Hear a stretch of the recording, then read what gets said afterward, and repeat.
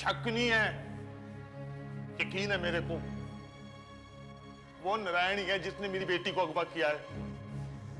वो पहले भी अक्सर छेड़ा करता था मेघना को, मैंने खुद देख किया, मैंने कई बार मना किया, माना नहीं वो एक बार मुझको दिख जाए ना तो उसके टोटे टोटे करके कुत्तों को खिला दूंगा, बता रहा हूं मैं। देखिए थापर साहब, शांत रहिए। ये पुलिस स्टेशन है। ये हादसा कब हुआ आपका? 3 फरवरी हुआ, आज से 4 दिन पहले। देखिए मिस्टर थापर, हम आपकी बच्ची को ढूंढने की पूरी कोशिश करेंगे। जैसे कोई खबर मिलती है हम आपको इन्फॉर्म कर देंगे। दिल्ली के सूरज थापर की कंप्लेंट थी कि उनकी बेटी मेघना को अगवा किया गया है। उन्हें यकीन था कि यह हरकत उनके ही मोहल्ले में रह रहे लड़के नारायण की थी, जो अक्सर मेघना को छेड़ा करता था। पुलिस ने सूरज थापर और उनके परिवार की मदद से मेघना की तलाश शुरू की और चौथे दिन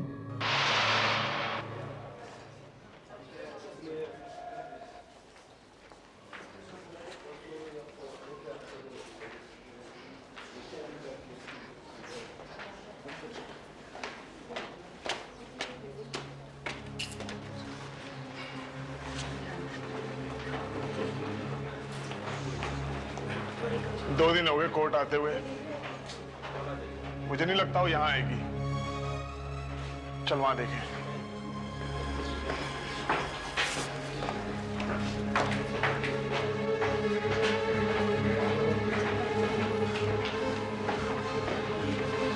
मेघना, मेघना, मेघना, मेघना, मेघना, पापा, पापा, मेघना, पापा, मेघना, चलो।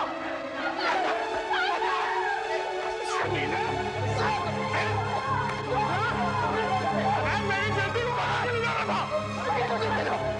कमीने कहीं के चल, आज मैं तुझे नहीं छोड़ूंगा। मेरी बेटी को क्या से दूं?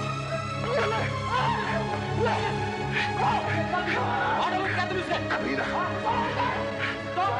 पकड़ो इसे। तुमने अपनी रिपोर्ट दर्ज करा दी है ना? पुलिस काम आया। चलो पकड़ो।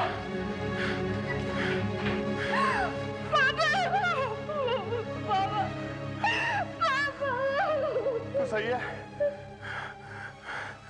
कितनी बार क्या सी, घर में रहा कर, बाहर सड़क पे ना घूमा कर। सुनती थी मेरी बात?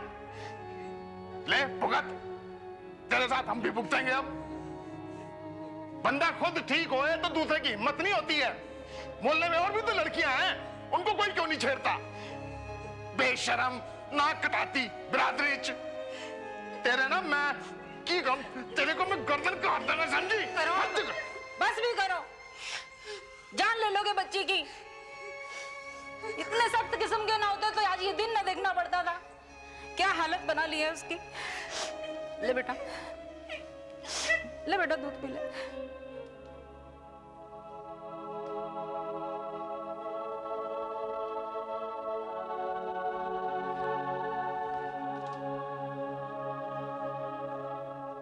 और इतना सब करने के बाद भी चैन नहीं आया उसको।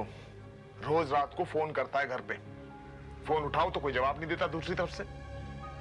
ये वही है वकील साहब, मुझे पूरा यकीन है वही है। देखिए थापर साहब, बिना किसी सबूत के हम नारायण के ऊपर ये ब्लैंक कॉल्स का चार्ज नहीं लगा सकते, पर अदालत में मैं ये सवाल उठाऊंगा जरूर। हो सकता है कि कोई उसके रिश्तेदारों में से ये हरकत कर रहा हो, आप लोगों को परेशान करने के लिए। मेघना बेटा, तुम मुझे सब कुछ सही सही बताओ कि कैसे उसने तुम्हें अगवा किया और उसके बाद सब क्या हुआ, सब बताओ मुझे।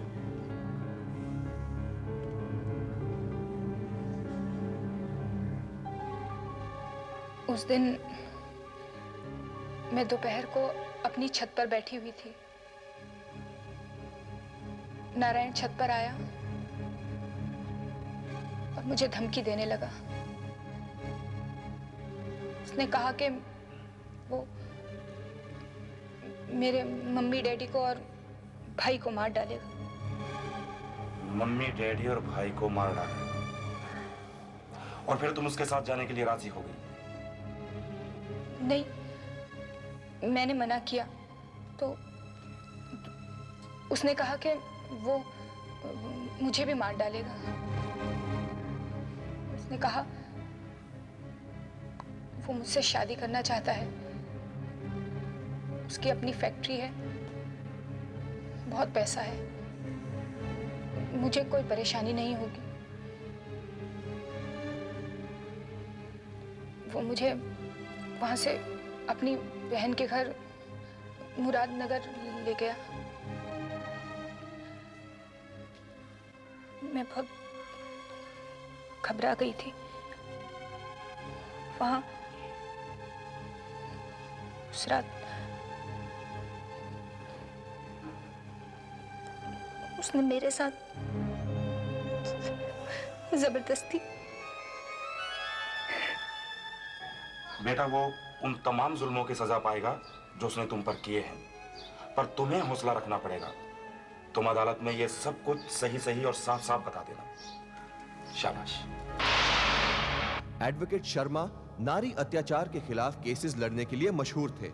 उन्होंने मेघना को पूरा विश्वास दिलाया कि उसे अदालत में इंसाफ जरूर मिलेगा।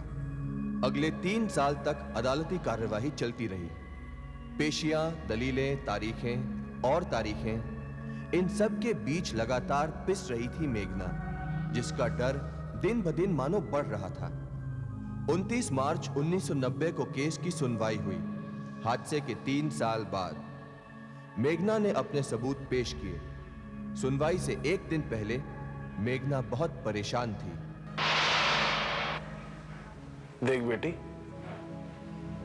कल की जो सुनवाई है ना, बहुत अहम है, तो सारी बातें ठीक से याद करके सही सही बता देना, है बेटा?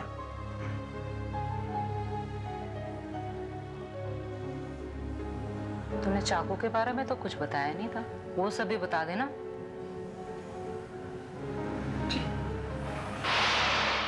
मेघना की आंखों में एक अनकहा सा डर था, एक ऐसा डर जिसे वो शायद पूरी तरह जाहिर नहीं कर पा रही थी। उसका गुजरा कल जो हर पल उसे दहलाता रहता, जो मानो उसका पीछा छोड़ने को तैयार ही नहीं था।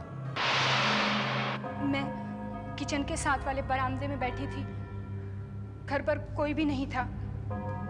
नारायण आया और इसने कहा कि मेरे भाई का एक्सीडेंट हो गया है। मैं घबरा गई और इसके साथ चली गई। जब हम लोग स्कूटर पर जा रहे थे, इसने मुझे चाकू दिखाया और कहा कि अगर मैं इसके साथ नहीं गई तो ये मुझे मार डालेगा। हम लोग बस स्टैंड पहुंचे। इसके 2 चाचे वहां पहले से खड़े थे। उन्होंने भी मुझे डराया और कहा कि अगर मैं नहीं गई तो ये लोग मुझे मार डालेंगे।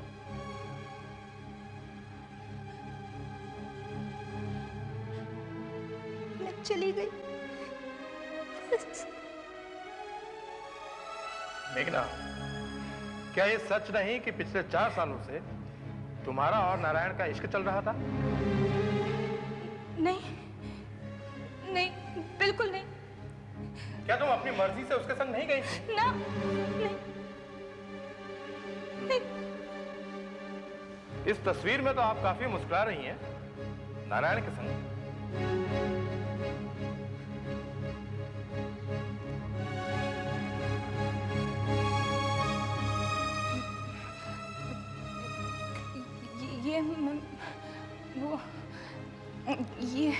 ये मैं अपने आइडेंटिटी कार्ड के लिए फोटो खिंचवाने गई थी। वहाँ नारायण भी आया था। उसने मुझसे कहा कि उसे मेरे साथ फोटो खिंचवानी है। बहुत बहुत रिक्वेस्ट करी उसने। मैंने खिंचवा ली। कोई भी राह चलता है इस तरह की रिक्वेस्ट करेगा तो क्या आप मान जाएंगे? नहीं, वो मेरा पड़ोसी था। पर आपने तो कहा था कि वो आपको छेड़ता था, आपको तंग करता था। उसने आपसे कहा फोटो खिंचवाने के लिए और आपने उसके संग फोटो खिंचवा ली।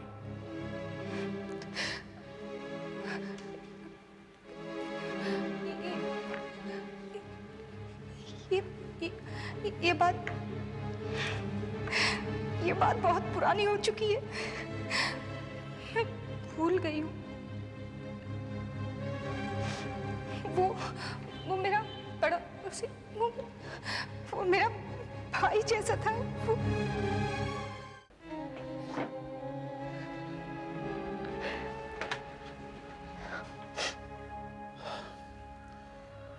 ये फोटो वाली बात तो तुमने मुझे पहले कभी नहीं बताई। मेघना, ये गलत है। मिस्टर थापर, इस तरह से मैं आपका केस नहीं लड़ पाऊंगा। I am sorry. मैं आपको सब कुछ बता चुकी हूँ। ये फोटो वाली बात मैं सचमुच भूल गई थी। ये बात बहुत पुरानी है।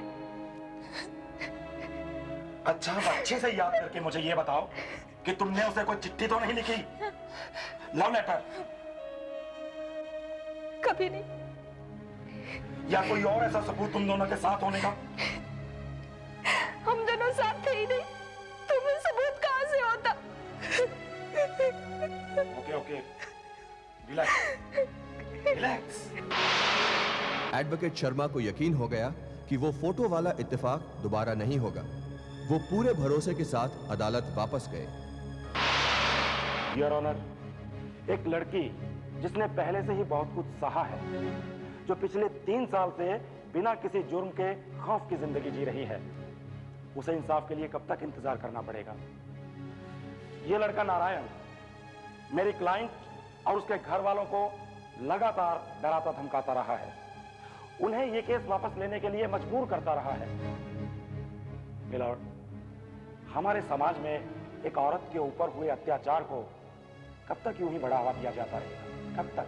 जब तक अदालत को विश्वास नहीं हो जाता कि इन पर अत्याचार हुए हैं। मिस मेघना थापर, आपने जब जब बयान दिए हैं तब तब नई बात कही है। आपने पुलिस को यह बतलाया कि आप छत पर अकेली बैठी थी, नारायण आया और आपको धमका कर ले गया। आपने मैजिस्ट्रेट के सामने यह कहा कि इस साजिश में नारायण के चाचा और बहन भी शामिल थे।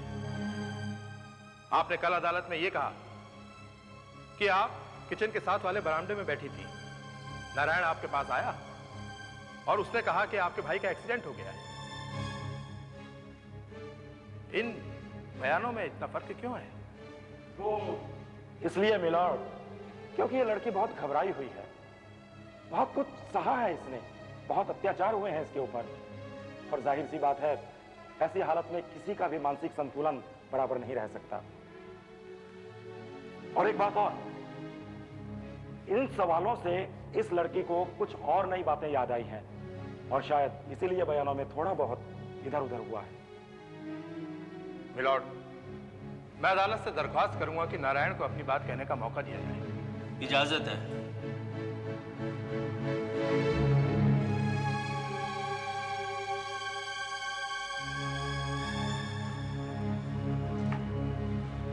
नारायण, अदालत को यह बताओ कि तुम्हारे साथ दरअसल हुआ क्या था? जज साहब, 4 साल से मेघना और मैं एक दूसरे को जानते थे, एक दूसरे से प्यार करते थे। 3 फरवरी को जब मेघना 18 साल की हुई तो वो मेरी फैक्ट्री पर आई। 4 साल से हमें इस दिन का इंतजार था और हम दोनों ने एक साथ भागने का फैसला किया। मैंने कोई जबरदस्ती नहीं की जज साहब, कोई जबरदस्ती नहीं की। उस दिन तुम 11 फरवरी को कोर्ट क्यों आ रहे थे? मुझे पता लगा कि मेघना की मम्मी डैडी ने मेरे खिलाफ कंप्लेन की है और मैं एंटीसिपेटरी बेल एप्लीकेशन देने यहाँ आ रहा था जब इन लोगों ने मुझे देखा और पकड़ लिया। मिलॉर्ड, मिस्टर थापर ने अपनी पुलिस रिपोर्ट में ये लिखवाया है कि मेघना की उम्र 17 साल थी। ये मेडिकल रिपोर्ट है जिसके मुताबिक जिस समय नारायण के संग यह हादसा हुआ उस वक्त मेघना की उम्र 18 साल से ज्यादा थी।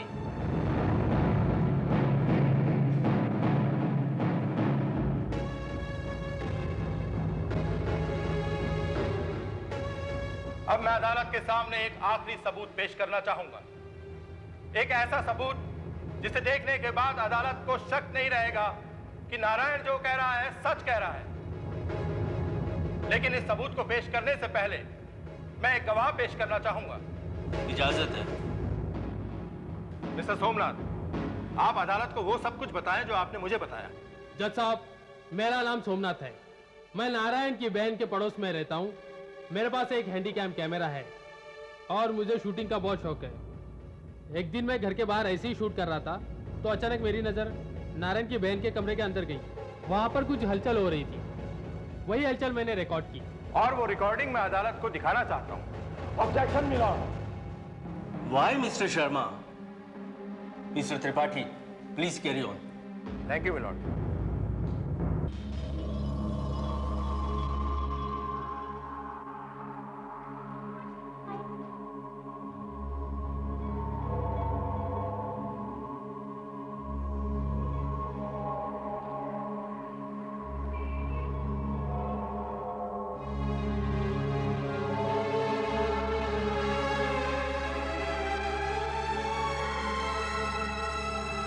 तो जज साहब, यह है सच्चाई।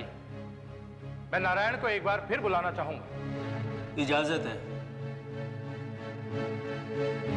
नारायण, जिस दिन यह वाकया हुआ उस दिन और क्या क्या हुआ, यह अदालत को बताओगे? जज साहब,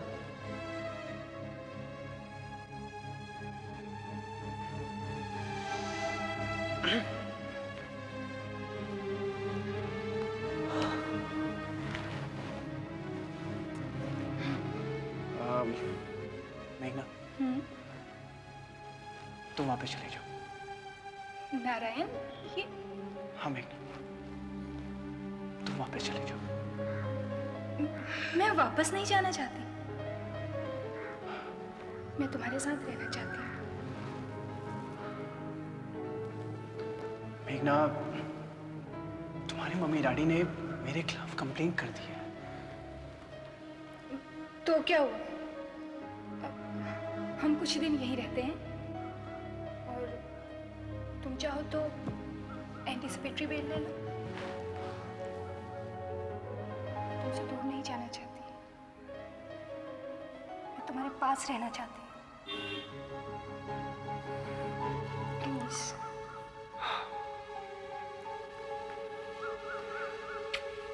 थैंक यू।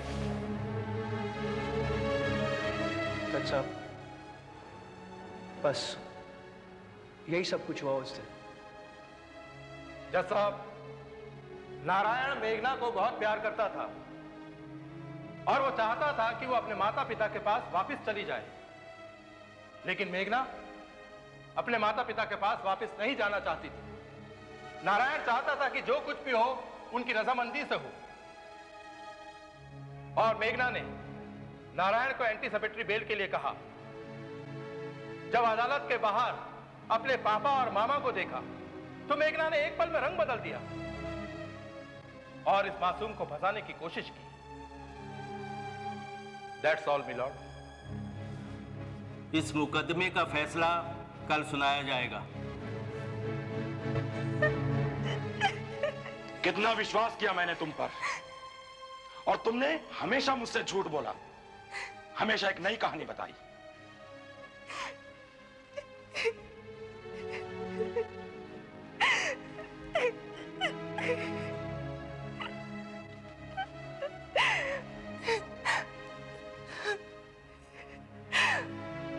मैं उससे प्यार करती थी।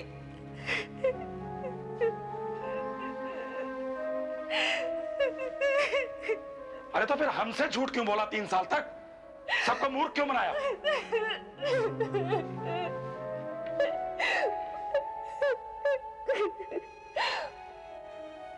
पापा के डर से।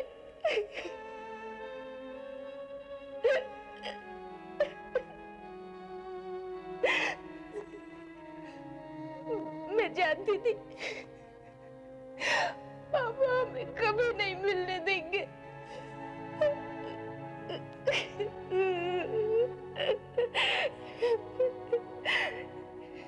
देख लेना, अब अगर फैसला नारायण के हक में हुआ तो बाबू मुझको।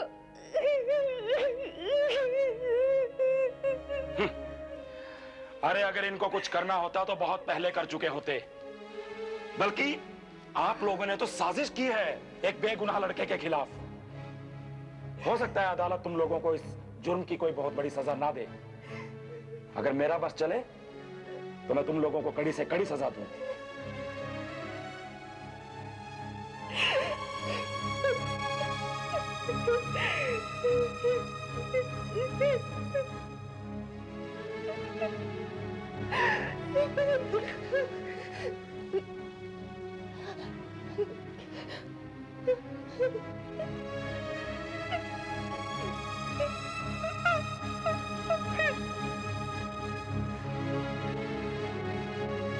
अगले दिन अदालत ने नारायण को बेगुनाह मानकर बाइज्जत रिहा की।